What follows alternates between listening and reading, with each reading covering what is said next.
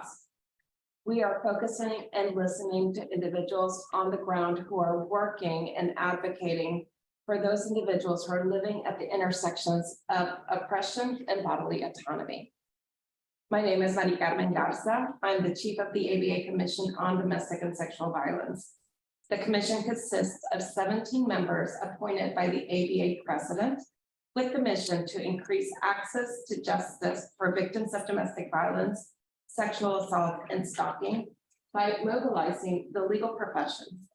Next to me is the wonderful and brilliant Anya Lynn Olesker, the commission's chief of counsel. We have commission members joining us as well as liaison, and also have members joining us online for this discussion, along with many other ABA members and participants of this conference.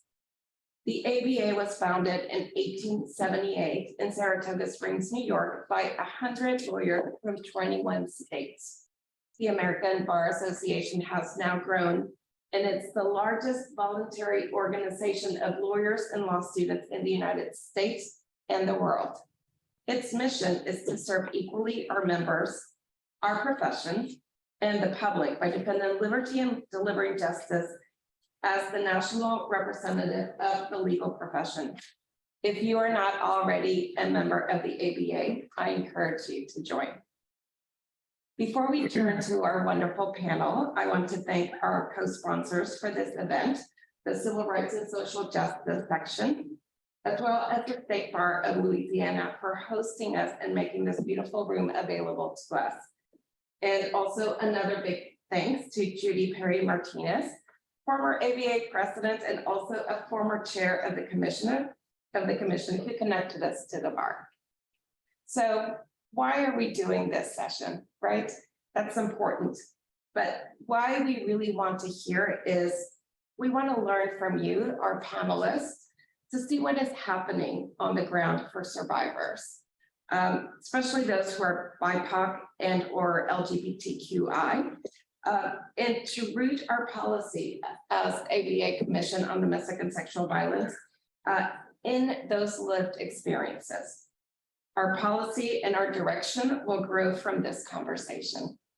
So I'd like to welcome our panelists today. In this room, I know we have some bios circulating and has been emailed to commission members in the past, but quite quickly, I will just say their names so that we can start our conversation. We have Michelle Ehrenberg. She goes by she, her, Executive Director of LIFT Louisiana. Ellie Schilling, partner at, I'm going to really butcher. Shawnicus, Evans, McGoey, and McKeechin. It's a New Orleans-based law firm. Thank you for saying that. A co-founder of LIFT Louisiana. And Araceli Munoz, she, her, ella, Director of the Lawyers Network and the Washington, D.C. office for the Center for Reproductive Rights. Welcome. So to start framing this conversation, Araceli, I would like to see if you could give us a synopsis. And I know it's big, but for those who may not know, what the Dobbs decision did. Well, thank you for having me. And just again, to just quickly share, the Center for Reproductive Rights, we're a global reproductive rights organization, and we have we've had the privilege of representing the interests of women in the last, or birthing people in the last 3 Supreme Court cases on reproductive rights. So this decision really hits home for us and our team, because we worked so hard with so many partners in so many states across this country from so many areas to get a better decision than what we got from the Supreme Court. For those who may not know, which you may want to ask yourself some other questions, if you don't know about this case, you might need to do some soul searching. The Dobbs decision, as many of you know, was handed down this past June. And it really involved Mississippi 16-week ban, a ban that was well within the minimum time of 26 weeks that we had enshrined in Roe. And so the court overturned Roe through its decision in Dobbs. And some key takeaways from this case are that there is no constitutional right to accessing abortion. It is not enshrined in our Constitution according to this decision. And that if we look to the 14th Amendment, which we asked this court to review this ban, it still isn't part of that because it wasn't in existence at the time that 14th Amendment was written, and it's not in the vibrant history of our country. So I guess anything before 1868 is okay, everything after is not. And I say that jokingly, but it's not. You gotta have some humor, right? Yes. It also changed the review basis to rational basis, which is really deferential to state legislatures. And they had a rational reason which to have this ban or have this law, they're going to defer or should defer to state legislatures or legislatures writ large. And that is very troubling, given what's at stake with this specific constitutional right. It also eliminated the need for a health exception. So much of what was enshrined was this exception for the health of the birthing person. That doesn't have to be part of it. It doesn't address the life or the endangerment of life of the birthing person, which again was something that was enshrined and well established. And I think, in large part, it leaves the birthing person completely invisible. Their issues, their challenges, their needs, their want are inconsequential to the decision. And so it almost takes this pejorative view of even considering the circumstances under which many birthing people are living and working and trying to raise families, because as we know, most people who access abortion care already have children, or at least a child, are already struggling economically and are already younger, at key ages in their lives when they're making major decisions. So again, it's inconsequential, not relevant.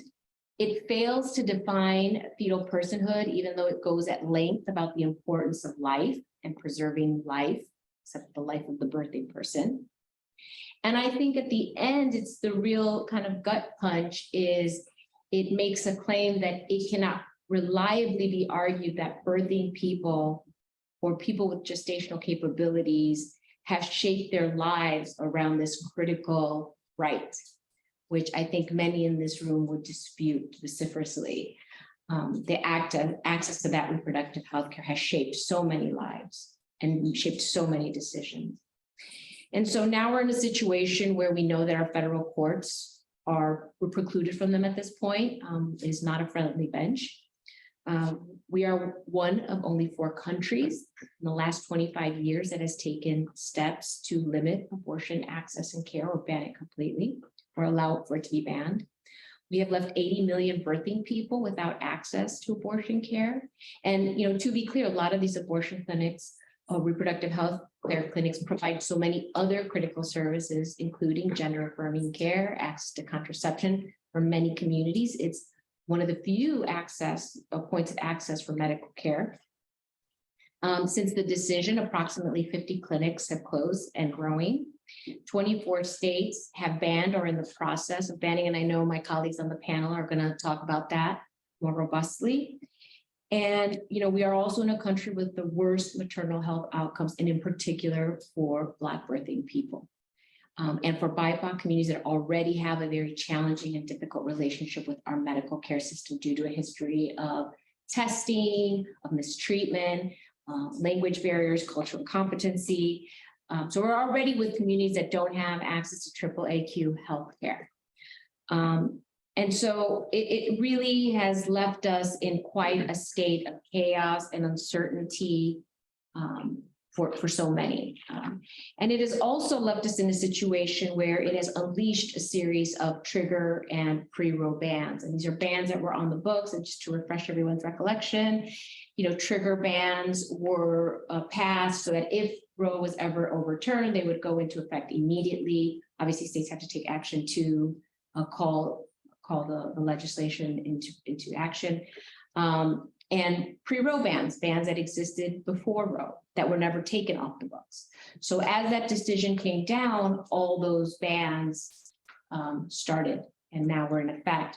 And this is on top of bans that were already being introduced, already on the books, trigger bans, gestational bans, trap laws, SBA copycat laws, just method bans, reason bans, all of those were also still happening. So this just added an avalanche to already the struggle it was to secure access to reproductive health care, in particular abortion care. So I'm going to stop there because that's pretty heavy start to our conversation. And I hope I didn't bring down the room too much or create some low energy. It's not going to get any better. That's true. So, Michelle, thank you for setting us up to understand like what we're really looking at and grappling with. I would like to turn to you to tell me, given what Araceli has just outlined, could you share what is happening on the ground here in communities in Louisiana? Yeah, so thank you. So everything that Araceli was just talking about is magnified here in Louisiana. Louisiana is one of the states that has some of the worst maternal health outcomes in the nation. Black women in Louisiana are, the most recent numbers are 2.5, but probably somewhere between 2.5 to 4 times more likely to die of pregnancy-related causes than white women in the state. 30% of children are living in poverty in Louisiana. And Louisiana is also flanked on all sides by other banned states. So the closest place that someone who needs to access an abortion could go would be right now, it's Tallahassee if you're under 15 weeks gestational age, which, is a 6.5 hour drive. If you're a minor, you may have to travel as far as Illinois or New Mexico to be able to access abortion care if you don't have a supportive parent or guardian that could take you to a closer state. So obviously these are barriers that are insurmountable for many, many people in Louisiana. And I think that what Araceli said about, the intersection here with gender affirming care is that the same sort of movement that worked so hard to dismantle Roe and to overturn Roe and to enact all of these abortion restrictions are also really going after gender affirming care. And we've seen in Louisiana in the past couple of legislative sessions, bills introduced, taking very much the same tactic of targeting medical providers and prohibiting medical providers and restricting them from being able to provide gender affirming care to their patients. And so, I think that we really do need to think about this as an all-out assault on bodily autonomy, whether it's your right to access abortion care or other reproductive health care services or gender affirming care. And the impacts of those forcing people to migrate out of the South in order to hopefully find a place where their basic human rights are going to be recognized and they can get the care that they need. So these are just some of the issues that that people are facing here in Louisiana right now. And I know you touched upon it a little bit, but I really want to spend time unpacking like who is really being harmed by these changes right now. Who are the most impacted? I know you mentioned mortality rates, but who all in this community is really facing the most dire consequences? Yeah, I mean, it's a good question. I think that, what we've seen is you can look at all kinds of indicators of poor health outcomes in the state, and every single one of those indicators show that it's Black women, it's other women of color, it is people, living in low income, economic insecure in situations. It is young people, definitely immigrants, people that can't easily, navigate through these systems certainly are more restricted from traveling out of state to receive care. So these are the communities that are most impacted by this particular law, but have, are sort of living in an existence built on these systemic inequalities and systemic racism that are, contributing to so many other negative health outcomes and economic outcomes for them in our state. And I think also when I think about this, like someone like me a wealthy college student, who's taking classes at Tulane University, who gets pregnant, they will be able to go to another state to have an abortion, but that's just really not going to be the reality for many people. And so people are either going to be carrying these pregnancies to term and struggling with that decision and all the consequences of that, or they're going to be taking matters into their own hand, which I think is then when we start to see the real intersection of what these abortion bans mean for criminalization and those kinds of consequences. And I think probably Ellie and Araceli can talk a little bit more in detail about that, because just to be clear, I'm not a lawyer. I just like to just focus, and I mean, just to put people in positions of birthing people who are living under strained economic means. And as we know, many of them already have children. So, before you could get access to abortion care, within 10, 20 miles of where you lived, let's say, if you're in a state in Mississippi, you only had one clinic in the entire state, but at least you had a clinic in your state. Now that's not the case. But think about that for a lot of these birthing people. They have to ask for time off of work in an environment, and especially if they're in a state that has SBA copycat laws, they don't know what their supervisor may say or may not say. They're assuming their supervisor shouldn't be asking them questions about their health or why they're taking time off, but we can't ensure that. So they have to ask for time off. They have to then go in most states where they can access, or some states where they can access care, there may be waiting periods. So they might have to take 2 trips to another state to get care. If they have children, they have to find childcare for that child. If they do take time off work, we're assuming that they're going to get paid, but they might not get paid. So those are wages that they're going to lose.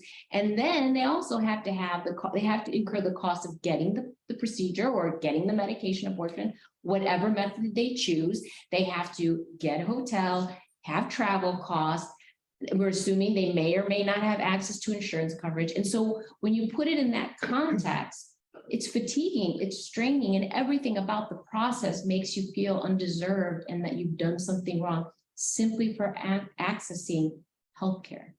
And if I could just add to that too, then, I mean, what you're describing is 100% accurate. It's also what the status quo has been in Louisiana in terms of abortion access for many years because of the piling on of all of these laws.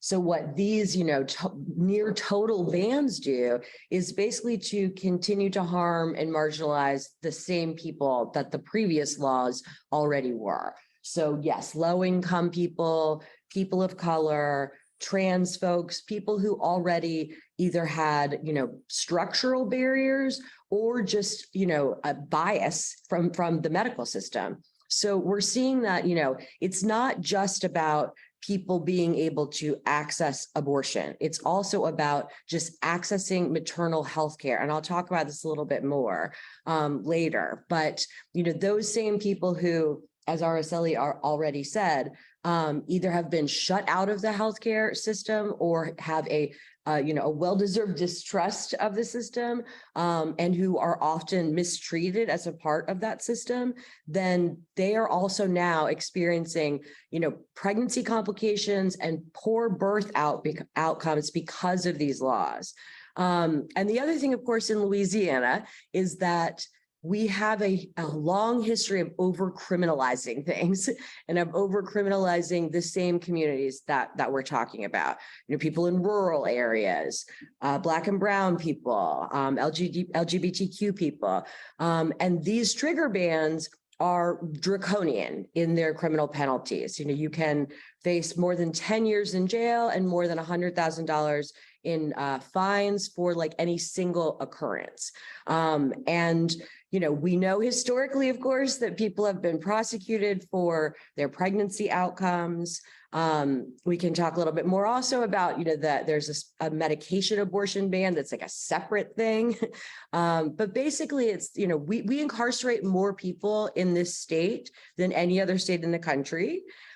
Which makes us the highest incarcerating entity in the world, because the United States is the highest already.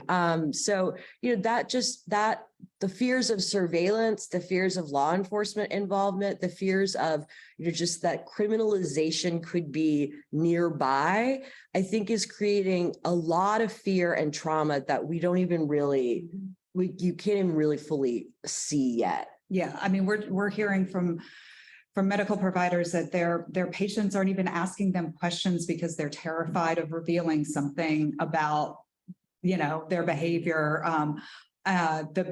Providers are living in such a state of fear that they really don't know what they can and can't tell their patients, like what procedures they can and can't perform. And this is really having a chilling effect. And so obviously, if you don't know whether a particular course of action with the patient is legal or illegal, then, the hospitals are going to advise you to err on the side of just not doing anything about it. And so, we're hearing reports of OBGYNs delaying prenatal care for people until they're past the first trimester, so that they may, so that they can avoid not seeing patients at all in the first trimester, just out of sort of fears that that's when you're in, the stage where you're most likely to miscarry. And so just don't want to, get involved. See, that could just compound the issue of maternal health and outcomes.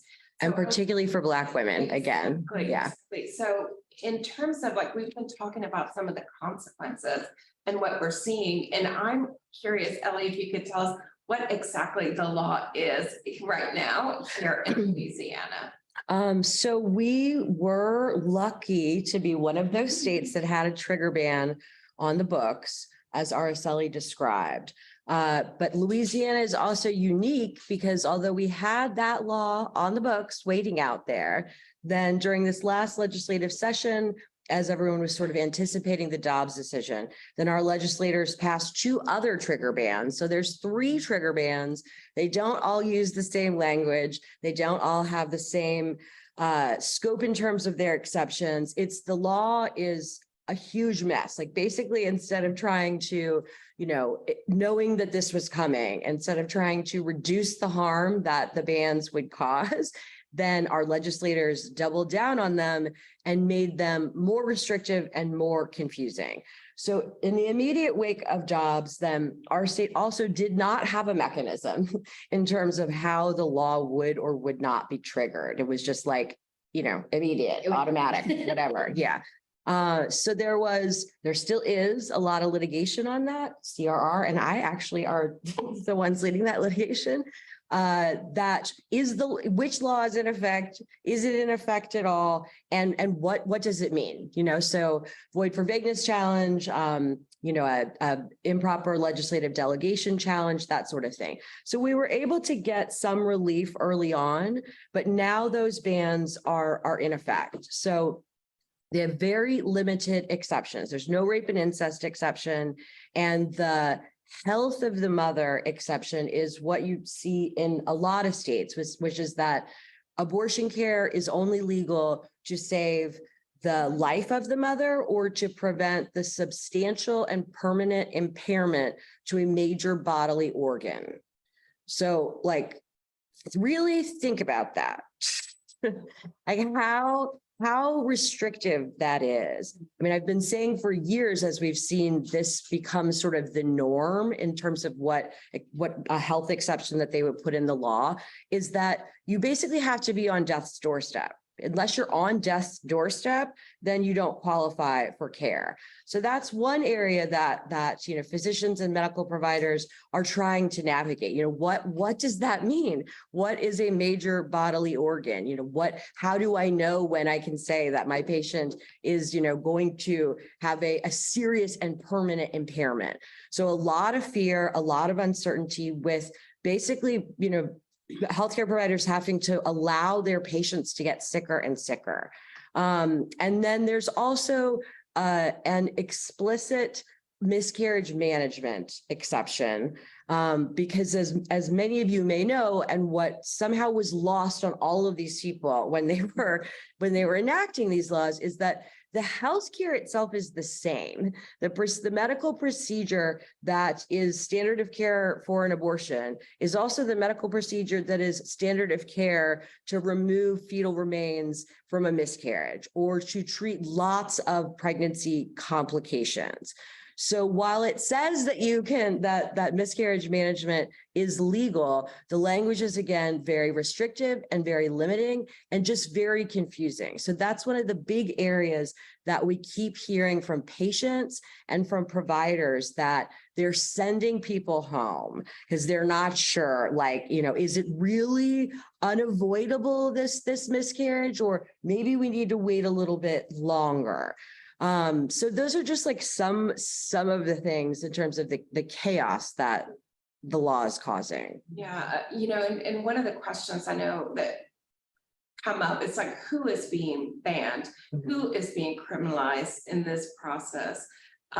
Is it the patient receiving the abortion, or can you talk a little bit more about that and what that impacts, like who is criminalized in this process? So in theory, then these laws do not criminalize the pregnant person. There is an exception for the pregnant person. However, as we've seen here and in lots of states, then the exception is not robust enough, and it could be. We tried to get legislation passed last session that would have, you know, put something affirmative in the law that people cannot be prosecuted or criminally investigated for their pregnancy outcomes. But our legislators told us that that wasn't necessary. So, you know, inevitably here in other places, then you will see prosecutions for, you know, when people are suspected of having self-managed or suspected of having done something to harm the pregnancy, which again falls on the same kinds of people who are already suspected more heavily by law enforcement anyway. So in theory, though, then that's not the target of these bans. It's any sort of medical provider. The thing that's happening though with the uncertainty is that, you know, supposedly, I guess the intent was just so that medical providers wouldn't just like go rogue and just, you know, perform abortions anyway. But who's feeling criminalized and who's very worried is every OBGYN and every ER physician in the state, plus actually a lot of other kinds of healthcare providers. For example, you know, people who treat pregnant patients, basically, that something might come up in the course of care that the treatment that you would ordinarily provide could harm the fetus or could cause a miscarriage. So who's being criminalized is a broad swath of the medical community. Now, can you speak a little bit about how this may impact or what you're seeing in terms of freedom of movement?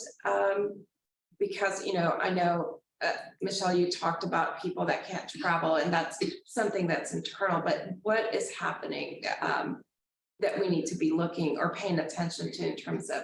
I'll let Michelle. So right now, then there are no explicit legal barriers to travel, to go to another state. And there is also no explicit criminalization of aiding and abetting someone in doing that. There's a lot of concern, though, of course, about general criminal aiding and abetting statutes. But the travel issue is like on the horizon. It's a big part of the model legislation that the National Right to Life is peddling. So, Michelle, why don't you explain what we're worried about? Yeah, well, so far we've only seen one state try to pass legislation that would restrict travel across state lines. But I would anticipate that we will see more of that. And I think that the aiding and abetting aspect of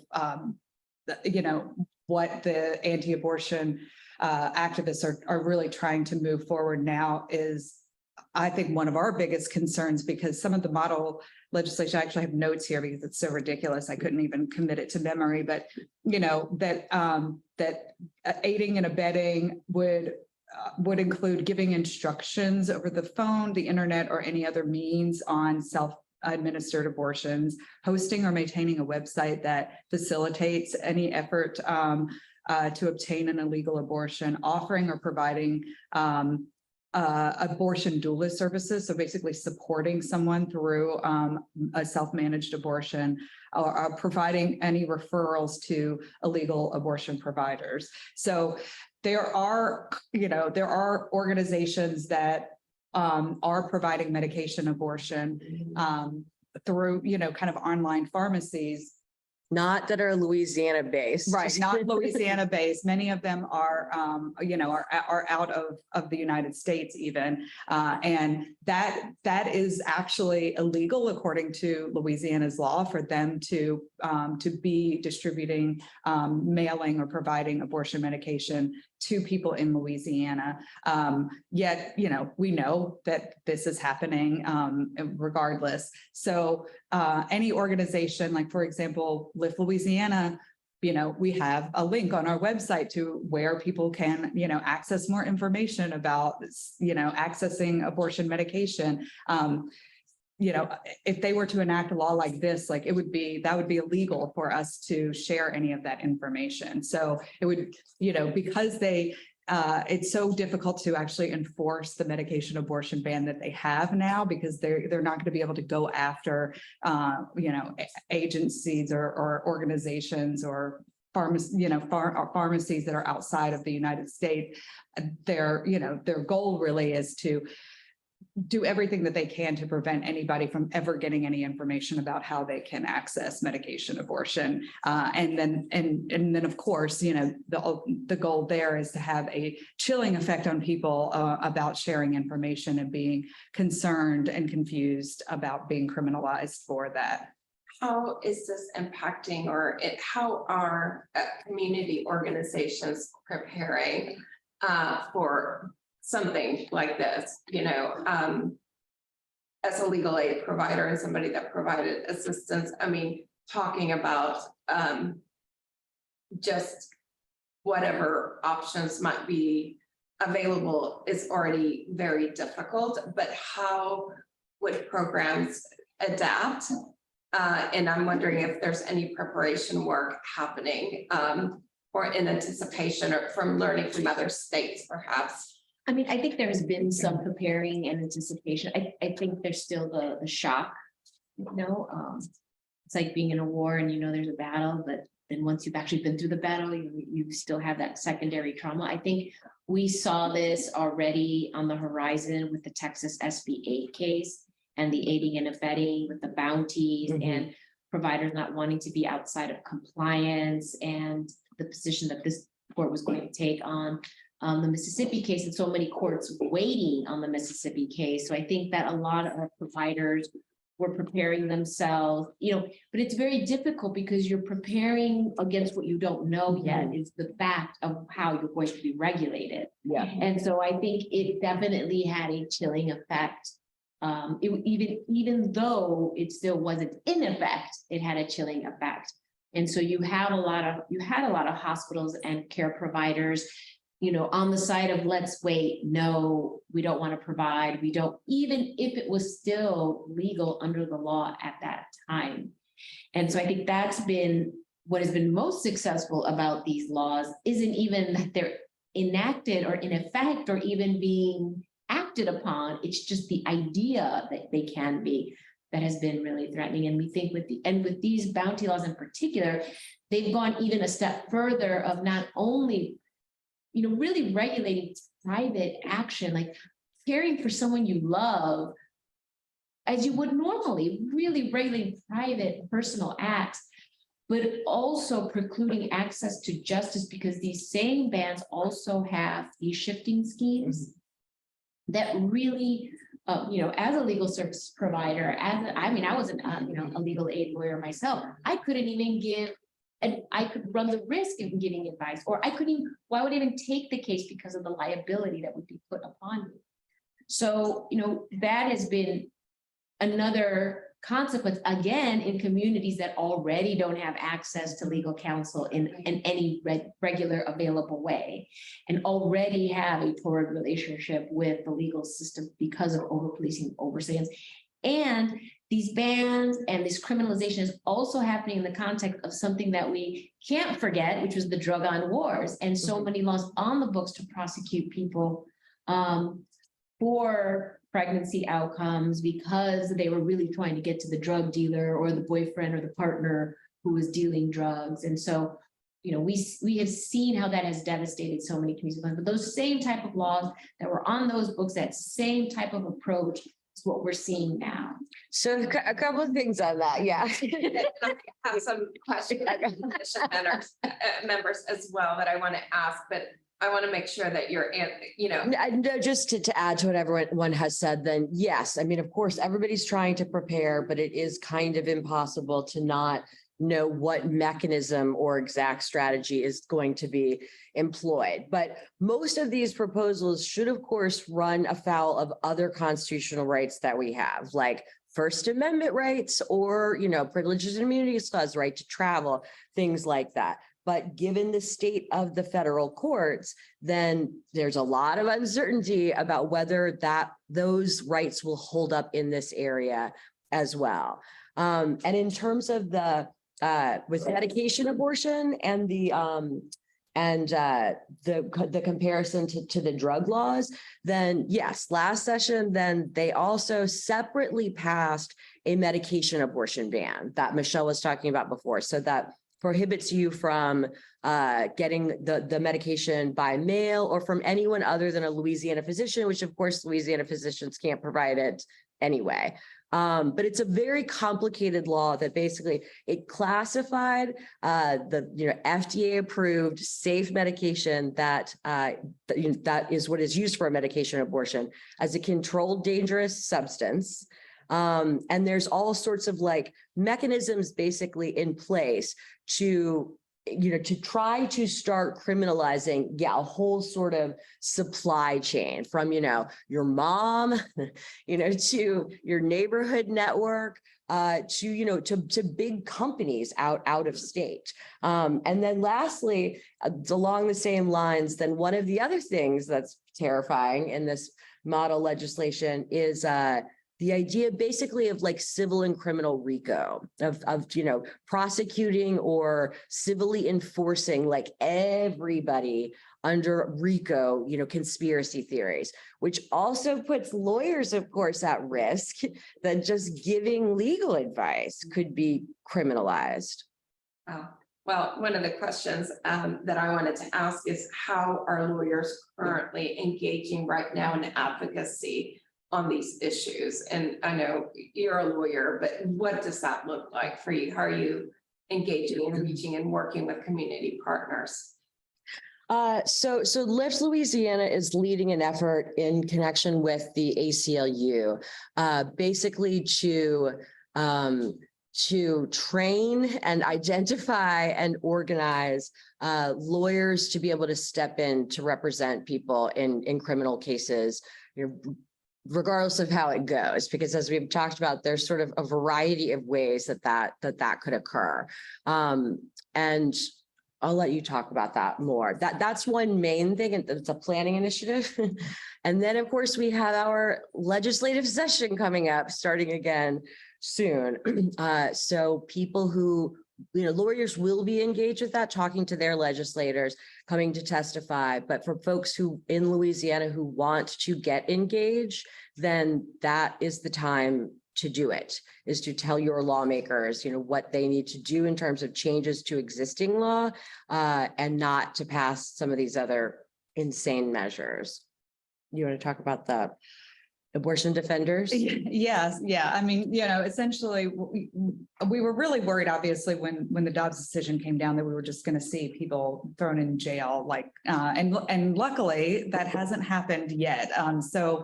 But we've been working with the ACLU and then, seeking advice from organizations like If When How and National Advocates for Pregnant Women who are, have been doing work in this space of criminalization of pregnancy. So we're kind of trying to build a bench of attorneys that we can provide resources to in terms of, supporting, helping them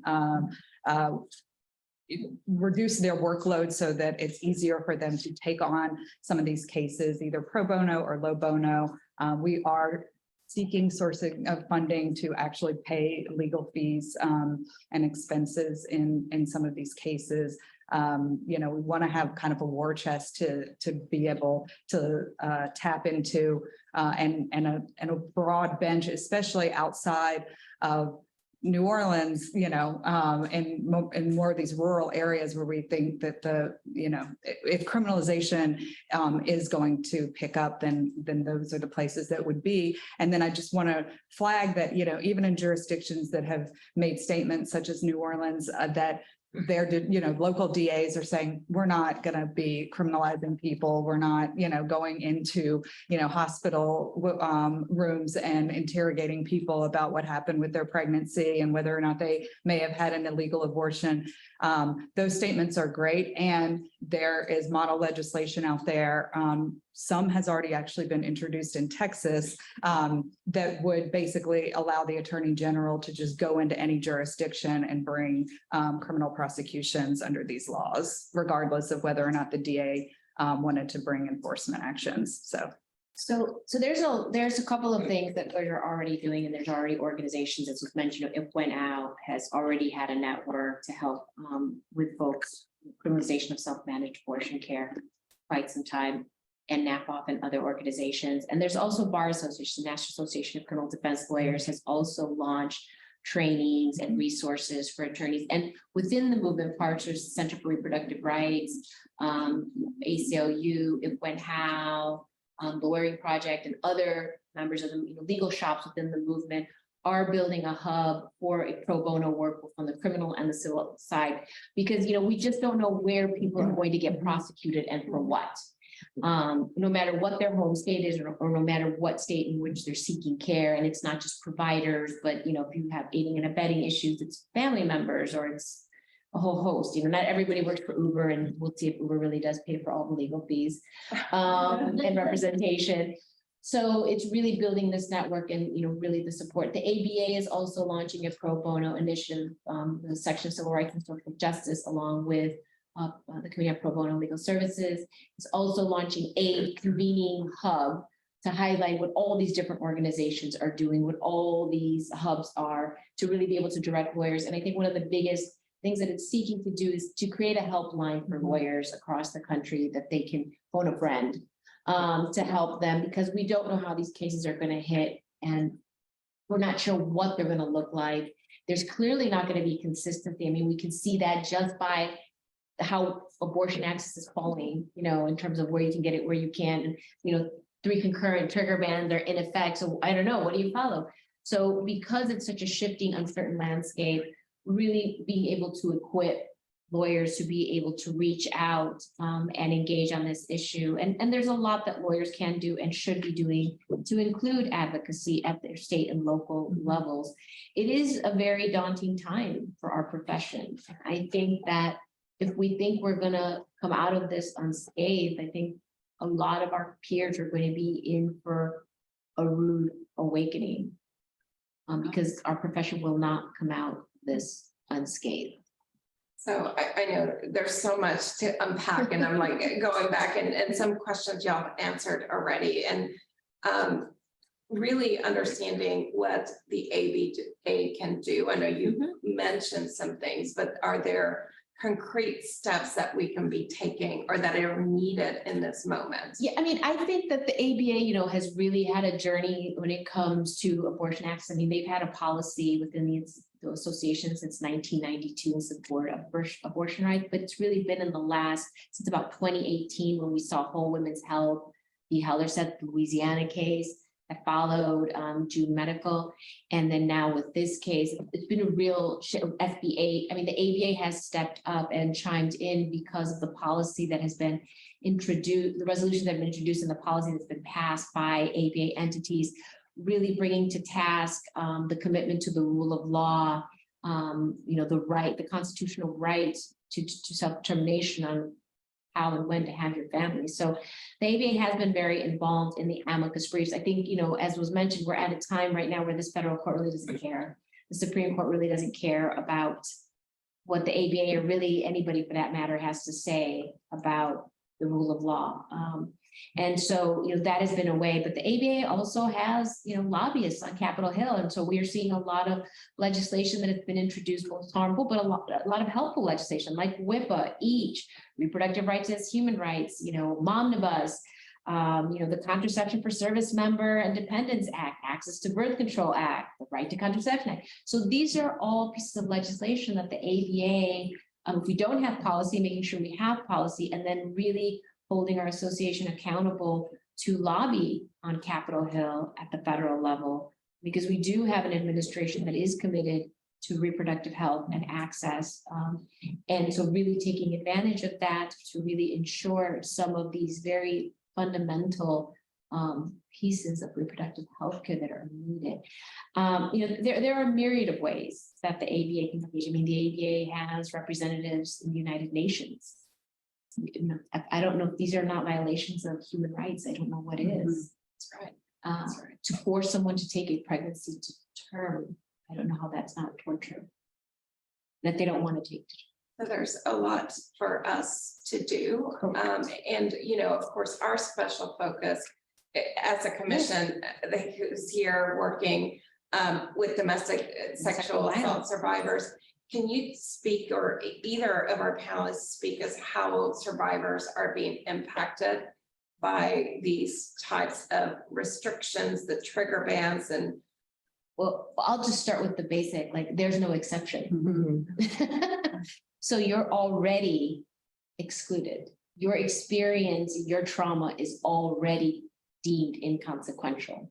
Yeah, and I mean, if that doesn't sound bad enough, just like in a general sense, then, I mean, we just heard a story from a medical provider the other day about a patient that she had seen who was a minor, who was a victim of incest, and who suffered from a psychiatric state, basically of psychosis.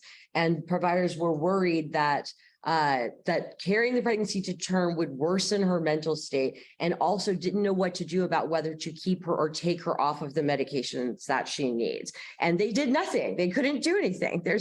Because also our health of the mother exception explicitly does not include anything in terms of your psychological health. So there's a total disregard, I mean, of the lived experiences of people, both of survivors, and then just of, like birthing people, as we were talking about before, with all of the sort of, poor health outcomes and difficulty accessing care.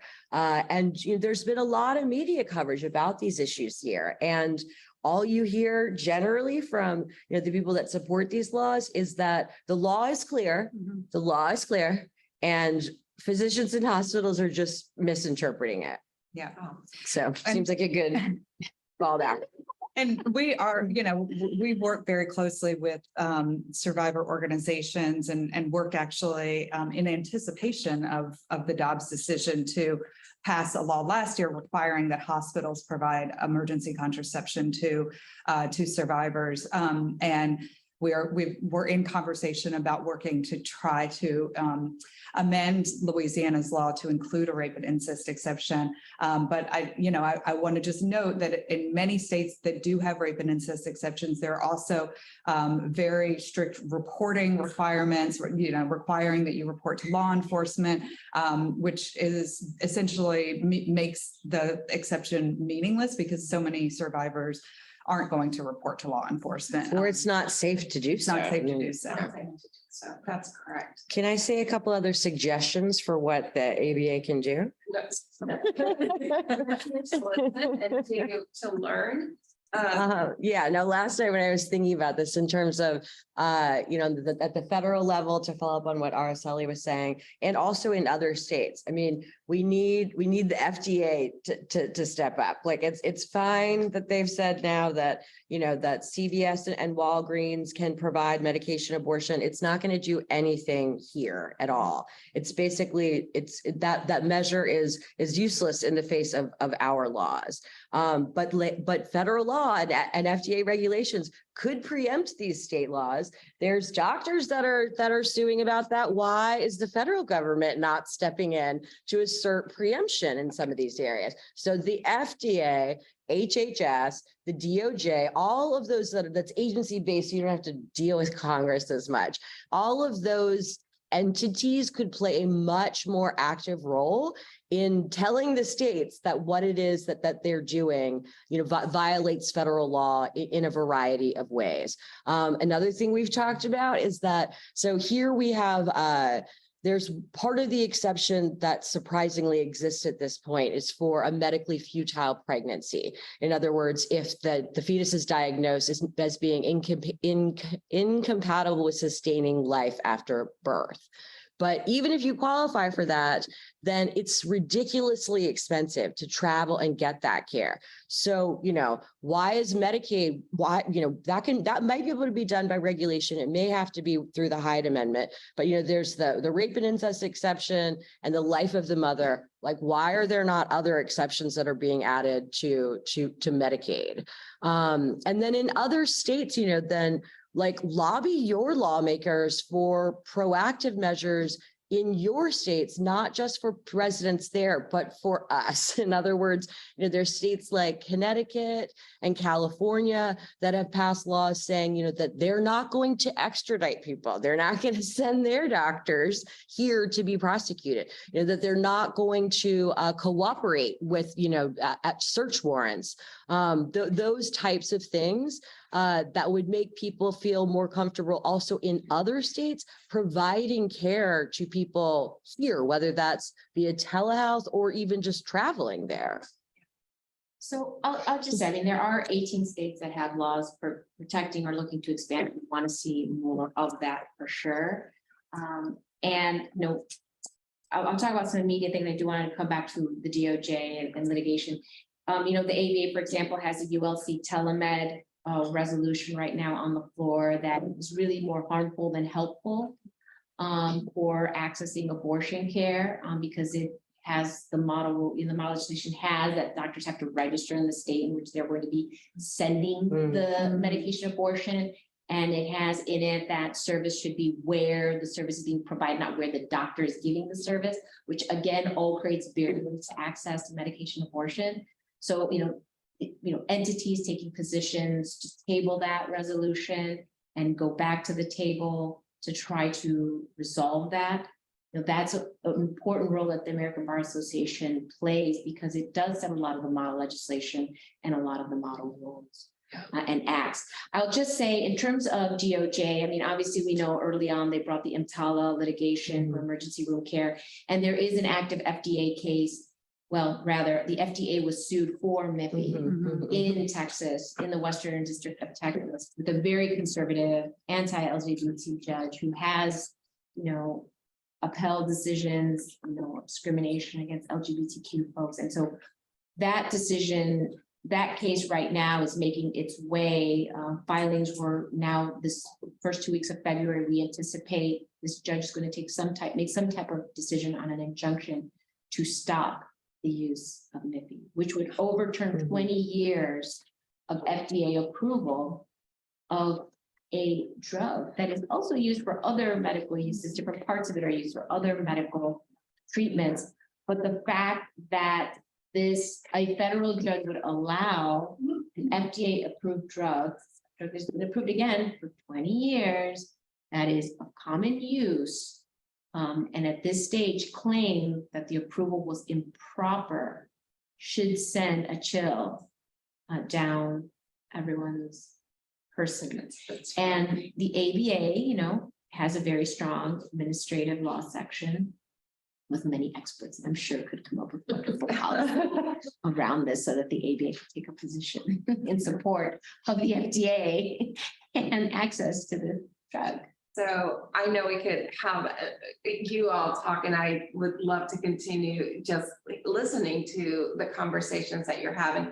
And our commissioners have questions, and I need to check also questions that are popping up. So I'm going to go with one. Have large private employers stepped up to pay for women's travel? And I know we talked about Uber, and what is that good? Is that bad? What is the repercussion to that? Well, I mean, a lot of companies did step up. You know, there are some 700 companies who signed on to the Don't Ban Equality campaign, which take positions in support of access to reproductive health care. And then some companies to varying degrees have taken steps. It has not been a significant portion. We're talking maybe 10%. If we're to do the numbers, it's great to see it because you wouldn't have seen that 5 or 6 years ago. So, hey, we've made a step forward. And companies did make a commitment to do benefits audits so that they could see how they could expand access to abortion care for employees and dependents. The big challenge is not all employees are eligible for those benefits. So will they expand at least that benefit? And part of that has also been tied to, if you have that benefit, then we'll also include travel and provide you with care. It doesn't completely resolve the problem though, because again, if you are in a state that has an aiding and abetting, you still have to ask that supervisor. There are things that supersede all of that, or that could get in the way of that access.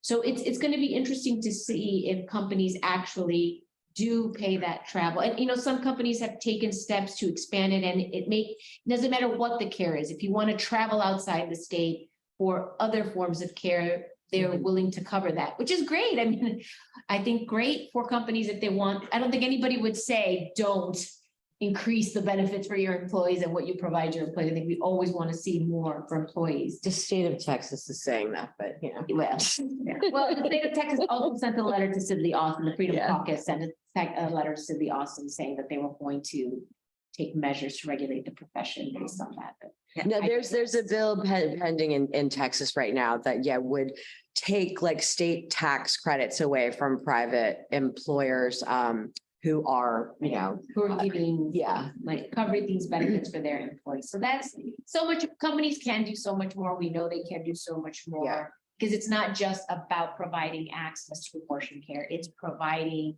a whole host of benefits and services to their employees that include maternal health care, assisted reproduction, access to contraception, leave, you know, quality care, quality time off, so many things. So I have a question that came in through the Q&A. And I think one of the issues is like, why do we call birthing a person? Why do we refer in that term in this type of dialogue? Because not everyone who has gestational capabilities identifies as a cisgender woman. And there are a lot of transgender folks who have gestational capabilities that may decide to have a family. They don't neatly fall into what our current language use is. And I think they're entitled to that same respect and deference for how and when they want to form their families. So we try to be inclusive by using birthing person or referring to individuals who have gestational capabilities. We sometimes use women too. There are all different terms that can be used, but I think we're always trying to make an effort, not always perfectly, but trying to make an effort to be inclusive of all the different ways and all the different people who form families. Thank you for that. I'd like to open it up to our commission for questions. And yes. Oh, yeah, I have a question. Thank you. And thank you to the panel. I'd like to, you all can maybe talk a little bit more specifically about what the reproductive justice movement is and why, you know, when examining laws, policies, and solutions, we really need to approach this work using that framework. It's very good. Well, I'll try to do it. Repeating the question back just so folks can hear. Sure. So the question was asking more about what the reproductive justice movement is and why it's really critical to use the reproductive justice framework in advocacy and in discussions about the impact of abortion restrictions and these kinds of laws. So thank you. That's a great question. So the reproductive justice is a term and was defined by Black women who were working, to advance the equality of women in the United States, but seeing the women's kind of liberation movement in the 70s as being really singularly focused on abortion access and really kind of ignoring a lot of other issues that show up and intersect in the lives of women of color. And so they started thinking about beyond just securing reproductive rights in terms of this concept of reproductive justice, which really looks at the ability for people to parent, to not parent, to choose when, whether, and how to have their children, and the ability for them to raise them in like safe and economically secure environments. And so when we think about these issues, a lot of what we were saying in the beginning about how, the impact of an abortion restriction is not just about whether or not one particular person can access an abortion or not. The impact of that restriction shows up in all of these other ways because your ability to access that abortion also depends on your economic security, or whether you are in a safe environment, or where you live, how much support you have from your community, whether or not you are at a higher risk of criminalization. And so, that all of that goes into people's reproductive decision-making and their ability to access care. So I hope I did that justice, but all I would add is just that it basically was sort of a remedy to the fact that the choice framework is insufficient. And I mean, even when their abortion was still legal and you could technically choose it, the choice itself was not real for many people because of all the other barriers and intersections of their actual lives. So yeah, so as Michelle was saying, it's basically, everything that would enable you to truly choose whether you want to parent or not parent, like affordable housing, paid leave, anti-discrimination policies, all the sort of other things that would make people feel safe and financially secure. In domestic violence, I mean, that's a huge issue too, to actually be able to operationalize the choice. Mm-hmm. I would just add to it's also a lens through which to view this inherent human right, a framework that should be driven by the communities themselves and those most disenfranchised, and what is meaningful access to reproductive health care. What is meaningful to making these choices and letting those communities be the drivers of that. So, we talk a lot about reproductive rights, which is what we do at the center, which is about the actual legal right. Mm-hmm. But reproductive justice is really a framework and an approach to really making this human right accessible for everyone in the way they want it to be accessible. So I would just add one thing to what the ABA can do, which is, as we as an association look at these resolutions and these policies, we really do need to take our cues from the community and the partners on the ground for what would be most helpful for them in their efforts in furthering their access to reproductive health care. Not what we might think as lawyers who, although I'm a woman of color, I acknowledge that I'm privileged. I'm a lawyer, I can navigate things. And so even although I'm a person of color, I acknowledge my own privilege. And so again, it still requires me to partner with RJ organizations and other partners to make sure that what I'm trying to propose is truly meaningful and helpful. Yeah, I think that is definitely key. Grace, and then Okay. I just have a question as somebody who works with survivor advocates on the ground that are doing safety planning with, victims of domestic violence and sexual assault. And I'm just curious on the ground if you are hearing about fears that advocates may or may not be expressing about, like, helping people think about relocation, or, I mean, in a broader sense, and then specifically as it relates to, moving to a state where, they are, that it's more friendly in terms of being able to access abortion, because we know the intersections of being able to make choices about, being with an abusive partner indefinitely because of having a child with them. Well, and when the time you're most likely to be the victim of domestic violence or partner-based violence is when you're pregnant. That your risk increases a lot. But I don't know the answer to your question. But we work with an organization named STAR that does a lot of that work in Louisiana. Do you know what they're doing?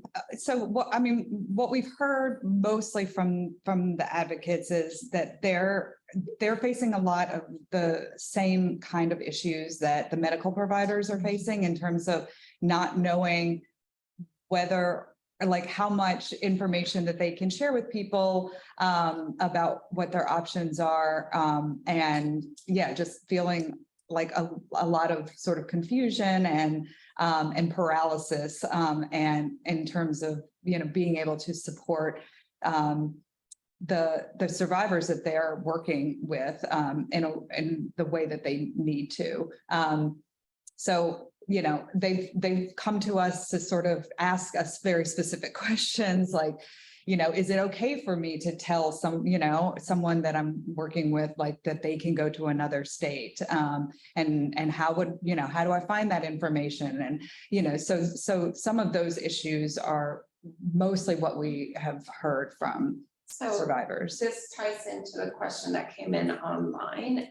How much information can be provided to Louisiana residents right now about where to receive an abortion or abortion-inducing drugs, and who can give that information? And, of course, can it be a clinic in another state, flyers, et cetera? And so what is the law as to that aspect right now? So the general answer is, and this is actually definitely from If, When, How also as well. They lead trainings, by the way, on this topic specifically, if people are interested in that. But that information sharing is First Amendment protected.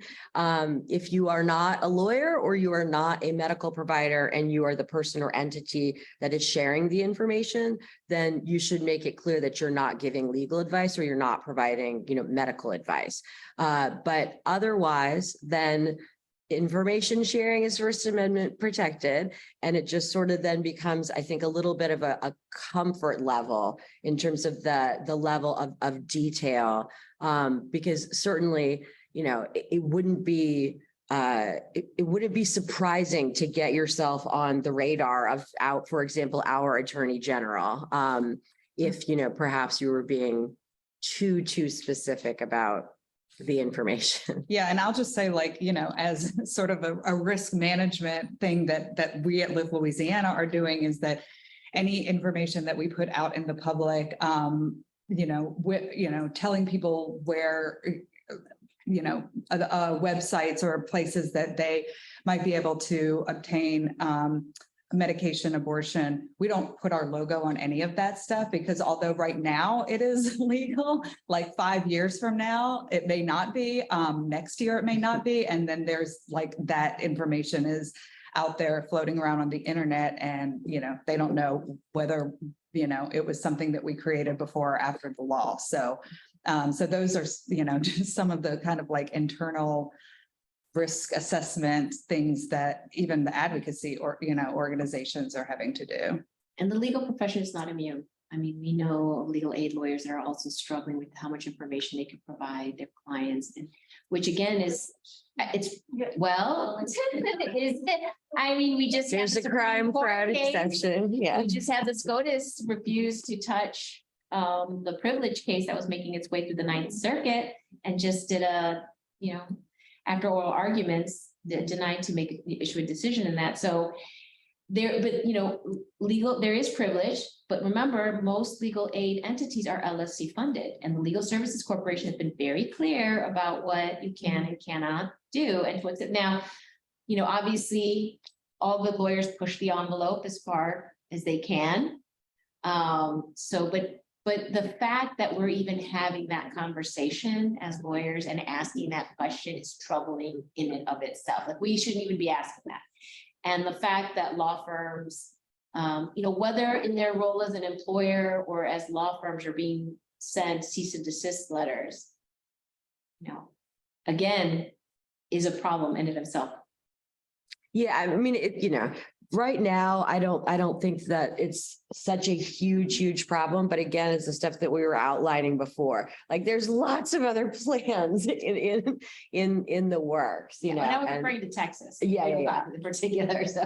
No, but I mean, it's not without risk now, but I mean, you can see you know, all of these ideas that basically, you know, the people who are pushing these laws and this sort of policy objective, it's really all about like isolating individuals as much as possible, you know, like separating people from support. That means like separating people from, you know, legal advice. It means, you know, creating distrust within communities, or creating incentives to report on each other, like with SB 8. So it really is about sort of instilling a culture of fear, and where people don't know, if they can just talk to each other about, I mean, you know, basic things. And I know, I came from a long ways away. I'm Alan Bailey. I'm from Anchorage, Alaska. Wow. 7 hours of flying on a plane. So you brought the cold weather. The planes, 3,500 miles. It's no big deal. It doesn't cost a fortune. Abortion and abortion care is just flat legal in Alaska. We have a right to privacy under our state constitution, and the issue was decided many years ago. We have 2 civilian hospitals, the largest Indian Health Service hospital in the country, and a military hospital in Anchorage, and lots of physicians. If anybody asks me about it, I'm not doing anything illegal by giving them advice about Alaska law, because that's what I do. My ribbon says troublemaker. So does Well, mine. and I think Alan points to where now this fight is going, which is state level and state constitutions and privacy rights and referendums. We saw some this last election cycle with attempts to limit access or restrict access were defeated. A lot of them stemming from privacy rights and state constitutions. But this is not going to end. And I think that those that are seeking to limit this care are really doubling down on what they want to try to do. They feel very emboldened, very encouraged, and very ready.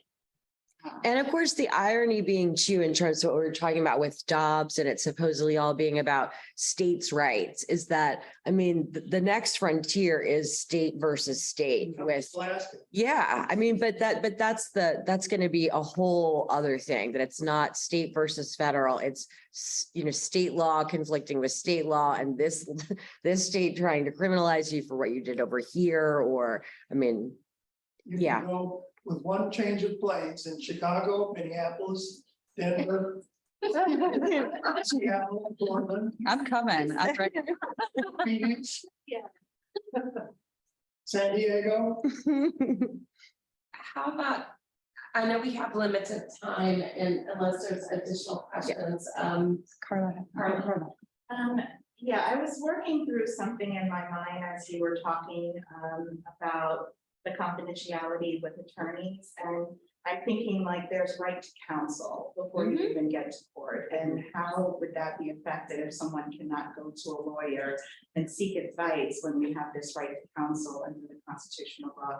And my second question is about the policy and what has been done on the federal level, and what smaller agencies or agencies within states, what can we do?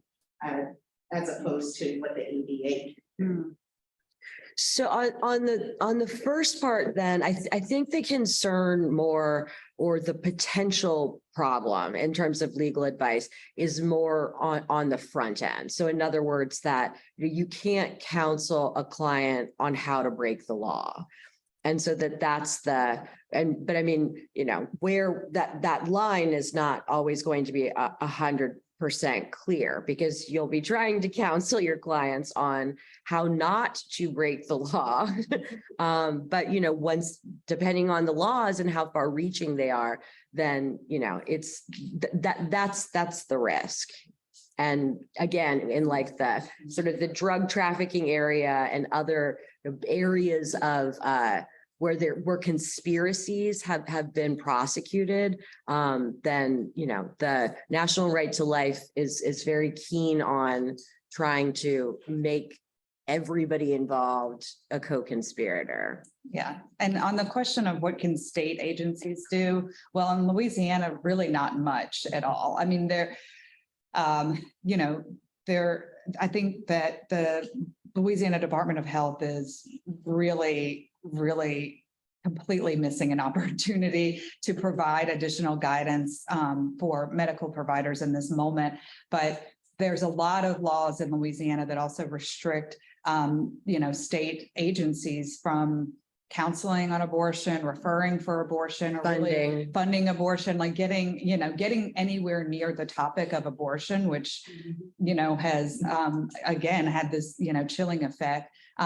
So much so that, so Lift Louisiana, we ran a program called the Judicial Bypass Project, where we provided legal aid to minors who couldn't get parental consent, which was required to get an abortion. So they had to go before a judge and, air out all of their life choices in front of a judge in this humiliating process. But we provided attorneys for them to help them navigate through that process. And we had a couple of cases where someone from the Department of Children and Family Services, had they had a client that had been removed from the home. There were all of these circumstances. And, they were in a situation in which they didn't have a legal guardian. And, thank God for this, these random caseworkers at DCFS who were literally breaking Louisiana law by contacting us and trying to find help for their clients. Which is, again, just the legal advice part too. Mm-hmm. So with some limited time left before we close today's session, there is a comment really thanking y'all for your commitment, your work, and this presentation. But I would like to ask you one thing that you would ask us to do, to consider, that you would want us to walk away with as we continue to have these discussions as a commission. What would that be? I mean, I would say we really need more people fighting with us in the state legislature. So if you are in Louisiana, or even wherever you are, especially if you are in a conservative state, it can't just be Ellie and I and like one or two doctors that we, managed to bring to the Capitol and push back on these laws as they're making their way through the process. The reason that we are here is because people were not engaged at the state level, and the states were really allowed to just run amok with no pushback and no organized resistance. And so resistance is key right now, and advocating in the state legislature and pushing back and really trying to bring your organizations and your firms and more of the institutions in which you have influence into that advocacy is really critical in this moment. Yeah, that really cannot be said enough. Particularly, people who don't have a lot of experience with state level advocacy would be surprised how few actual constituents their legislators hear from. They hear from a very vocal minority that's very loud on the other side. And then many legislators genuinely believe that that's the majority view amongst their constituents. So, I mean, it's not uncommon for somebody to, a legislator to be like, I got 20 calls on this today, and, and they're all in favor, like 20 calls, so that has real meaning. And then the other thing, I'm just going to go back to work on the federal level too. I am convinced that more can be done. I know it isn't easy. I know there's a lot of barriers with, what the Supreme Court will ultimately do with anything and with the Hyde Amendment and with all of that stuff.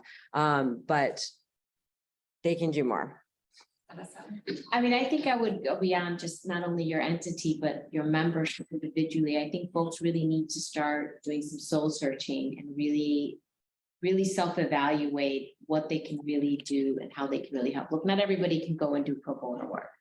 Not everybody wants to litigate a case, but I'm sure that all of our members in our association, all of these lawyers can find a way to contribute to the fight, to the resistance. If you want to give money, there are a lot of good organizations on the ground that could use the money. If you want to go on to a state capitol, I'm sure folks would be happy to have you.